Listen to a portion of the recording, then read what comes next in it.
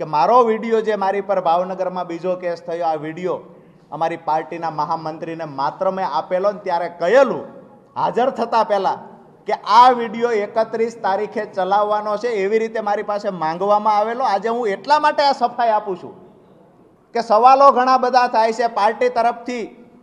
ગઈકાલથી ક્યાંક ને ક્યાંક મારા માટે નેગેટિવ ચલાવવાના પ્રયત્ન થાય છે. હું આજ પણ કહું છું કે હું મૂંગો બેઠો છું એટલું સારું છે. જો મારી જીભ ખુલશે, મારું મોઢું ખુલશે તો લોકોને જવાબ દેવાના લાયક તમે લોકો નહીં રહ્યો.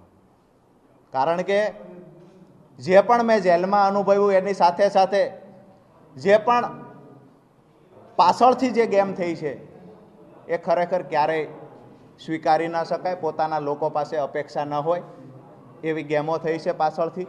મેં જે વિડીયો આપ્યો હતો એ વિડીયો 31 તારીખે ચલાવવાનો હતો, એમાં પણ કાંઈ ભૂલો હોય તો એને એડિટ કરીને ચલાવવાનો હતો. એની જગ્યાએ 29 તારીખે વિડીયો રિલીઝ થઈ જાય છે, વાયરલ થઈ જાય છે.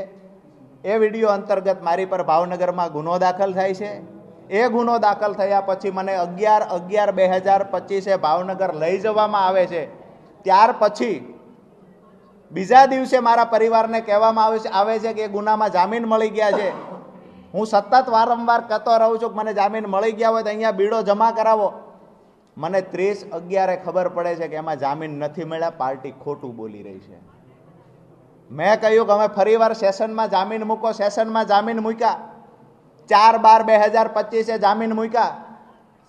4 મુદતો પડી 18 તારીખ સુધી, એટલા માટે કે અમારા તરફથી કોઈ વકીલ ત્યાં હાજર નહોતો.